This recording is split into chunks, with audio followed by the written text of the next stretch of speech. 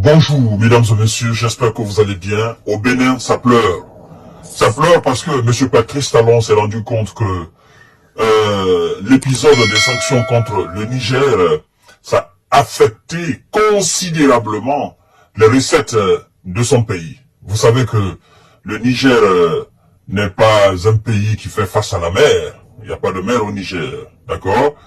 Et la plupart des produits, des denrées de première nécessité, tout ce qui était consommé au Niger, à l'époque avant même la chute de M. Bazoum, tout passait, la quasi-totalité passait par le port de Bénin. Et donc, avec, n'est-ce pas, la chute de Bazoum, à la tête M.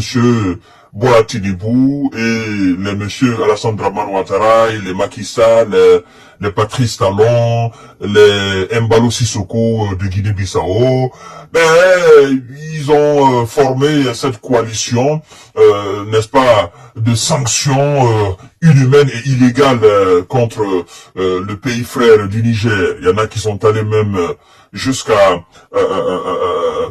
confisquer, n'est-ce pas, les produits pharmaceutiques du Niger. Et les Nigérians n'ont pas oublié cela. Ils sont allés jusqu'à fermer les frontières. Ils ont demandé les fermetures des frontières. C'est que le Burkina a refusé. C'est que le Mali aussi a refusé. Parce que voilà, vous savez que ces trois pays se sont donné la main. Et donc les temps ont passé. Et puis Monsieur Patrice Talon s'est rendu compte que voilà, cette histoire de sanctions de la CEDEAO contre le Niger, en réalité, c'était à l'image des sanctions occidentales contre la Russie.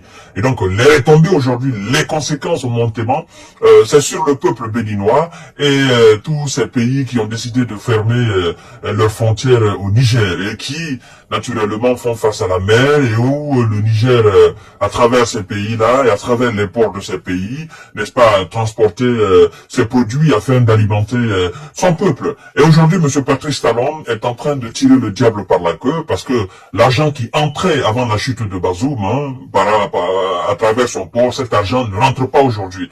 Donc, il y a un déficit énorme au niveau de son État et donc il est en train de pleurer. Il demande à ce que le peuple nigérian puisse convaincre, n'est-ce pas, son président, monsieur le général Abdourahmane Tiani, afin que ce dernier reconsidère naturellement sa position par rapport à la fermeture et à l'ouverture des frontières parce que, dit-il, de son côté, il a ouvert sa frontière béninoise au Niger, mais du côté nigérian, les Nigérians n'ont pas encore, n'est-ce pas, ils se sont pas encore penchés sur cette question d'ouverture ou pas, naturellement, de frontières avec le Niger. Et vous savez que, je crois, et d'ailleurs, ils ont signé ce contrat, il y a eu construction de cet oléoduc géant, n'est-ce pas, de cette société qui appartient à la Chine, qui doit exploiter le pétrole, je crois bien, d'Agadez, et vous savez que il y aura une exploitation par jour de 110 000 barils, vous comprenez?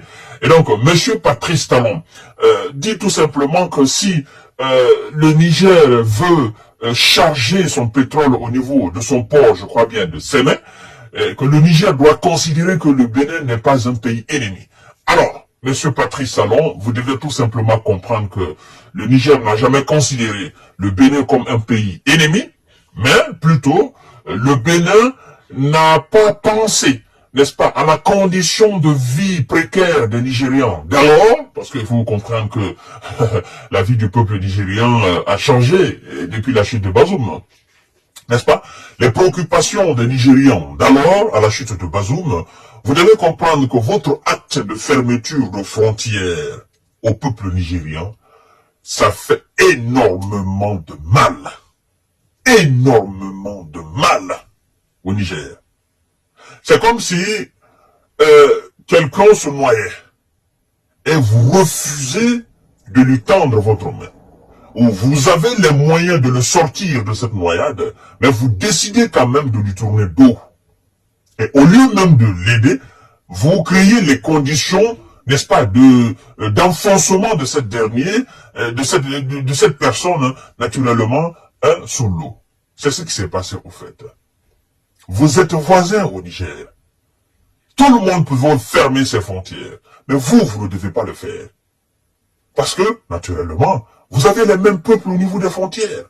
Bola Tinubu, je crois lui-même s'est rendu compte, parce que, écoutez, avec l'insécurité au niveau de son pays, M. Bola Tinubu, je crois d'ailleurs qu'il a demandé pardon. Il a présenté ses excuses aux autorités nigériennes. Parce que tout récemment, nous avons constaté qu'il y a eu plus de 200 000 Nigérians, n'est-ce pas, du Nigeria, 200 000 Nigérians refusés, n'est-ce pas, au Niger. Ça, c'est tout récemment. Et donc, le peuple nigérien a accepté, n'est-ce pas, les populations de Bola Tinubu sur la terre du Niger. Parce que le Niger considère que ce sont les mêmes peuples. À supposer, par exemple, que le Niger avait refusé ces 200 000 réfugiés. Qu'est-ce qui allait se passer? Ils étaient en danger. Mais le Niger, les autorités nigériennes ont dit, écoutez, on ne peut pas laisser nos frères comme ça, parce qu'il y a des hors-la-loi qui les persécutent. On ne peut pas les laisser comme ça, là. Hein? Donc, le Niger, avec la participation des ONG, naturellement, a accueilli ces 200 000 réfugiés venant du Nigeria. Le Niger les a accueillis à bas le corps. Si le Niger s'était, par exemple, pris la tête en disant, bon, vous restez là-bas parce que votre président nous a sanctionnés, il a coupé l'électricité, il a fermé ses frontières, et puis rien ne passait, pendant que nous on souffrait ici, écoutez, vous aussi, vous restez là-bas. Quoi qu'il en soit, même s'il y a beaucoup d'Arabes, même s'il y a le terreau derrière vous, on s'en fout. Restez là-bas, chacun n'a qu'à rester chez lui. Si le Niger faisait comme ça, aujourd'hui, écoutez, ces gens-là, probablement, ils ne seraient pas parmi nous. Vous comprenez? Mais ils couraient un risque, ils couraient un très grand danger dans leur propre pays. Voilà. C'est pourquoi nous disons, en fait, les pays africains, réellement, on ne peut pas sanctionner les voisins. C'est pas une bonne image. C'est vrai, vous dites que vous êtes dans une communauté, machin. Mais écoutez, parfois, il faut comprendre les réalités. C'est ça. Maintenant, aujourd'hui, lui, il demande, n'est-ce pas, à ce que les Nigérians puissent ouvrir leurs frontières et normaliser leurs relations avec le Bénin. C'est ce que Patrice Talon demande. Il dit, si vous devez charger votre pétrole dans le port de Sémé au Bénin, vous devez considérer que le Niger, le Bénin n'est pas un pays ennemi. Écoutez, personne n'a dit que le Bénin était un pays ennemi. C'est vous qui avez employé ce terme ennemi. Abdourahmane Tiani n'a jamais dit que le Bénin était un pays ennemi. Donc, si vous vous êtes mis dans cette posture d'ennemi du Niger, écoutez, ça n'engage que vous. Ça n'engage, c'est pas le problème d'Abdourahmane Tiani, c'est pas le problème du peuple nigérien. Certainement, vous avez dû signer un contrat pour le transport, pour le passage de ce pétrole nigérian qui doit transiter par ce port-là, n'est-ce pas, afin de rejoindre la Chine. Écoutez, moi je pense que si vous avez signé un contrat par rapport à cela et que le peuple nigérien doit payer des taxes par rapport à cela, que ça se limite là. Pour le moment, les autorités nigériennes n'ont pas encore décidé de rouvrir les frontières avec le Bénin. Mais la passation de pétrole nigérian sur le sol béninois, ces taxes-là seront payées, seront versées à l'autorité béninoise. Vous comprenez? Le fait que ça passe par le port de Sémé, cet argent va entrer. Mais dire maintenant que les autres marchandises, n'est-ce pas, du Niger, passent par le Bénin, on ouvre les frontières, on normalise les relations, mais vous devez comprendre que quand le Niger était dans ce problème, le Niger a trouvé un plan B. Et ce plan B fonctionne aujourd'hui à merveille. D'ailleurs, le peuple nigérien continue à être ravitaillé, n'est-ce pas? Les produits viennent de gauche à droite. Donc voilà, moi je pense que vous n'avez pas à vous plaindre, n'est-ce pas? Vous ne pouvez que vous en prendre à vous-même. C'est pas la faute du peuple nigérien, c'est pas la faute du CNSP, c'est votre propre faute.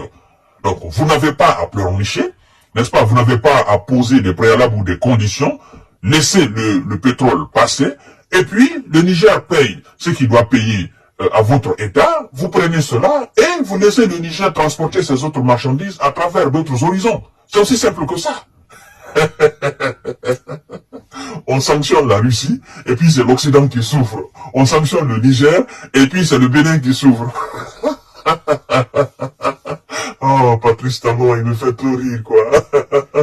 Partagez la vidéo dans tous les groupes possibles. Abonnez-vous sur cette page et activez la cloche de notification pour ne plus rater mes vidéos. Merci beaucoup, mesdames et messieurs. À tout à l'heure pour notre série d'informations de décor.